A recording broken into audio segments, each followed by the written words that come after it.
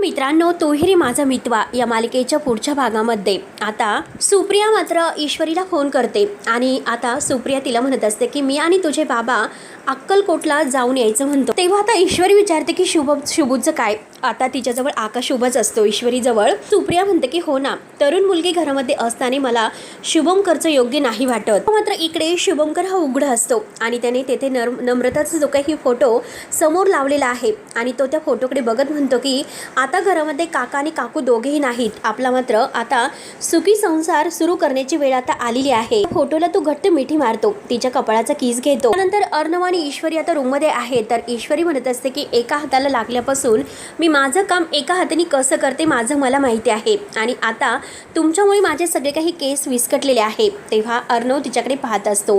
त्यानंतर अर्णव आणि ईश्वरी रूम मध्ये येतात आणि अर्णव मात्र तिच्या आता रूम मध्ये आल्यानंतर केस आपल्या हाताने विंचरून देत असतो। ईश्वरी मात्र आता अर्णवकडे खूप खुश होत बघत असते आणि इतकी रोमांटिक होऊन ती पाहत असते आणि अर्णव सुद्धा तिचं सर्व काही करत असतो। त्यानंतर इकडे शुभंकर नम्रताला डोकावून रूम मध्ये बघत असतो आणि तेवढ्यात सुप्रिया त्याच्या मागून येते आणि मागून आल्या क्षणी मात्र आता जेव्हा पाहते तर तेव्हा तिला धक्काच बसतो आणि शुभंकरला ती मागून मात्र हात अगदी वर करते। तेव्हा आता शुभंकर जेव्हा सुप्रियाला पाहतो तर त्याला खूप मोठा धक्काच बसलेला असतो, तो खूप घाबरतो। तेव्हा आता मित्रांनो, सुप्रियाच्या लक्षात येईल का शुभंकरचं हे वागणं? तर मित्रांनो, आता पुढे नक्की काय होईल हे बघायला विसरू नका। तोपर्यंत धन्यवाद।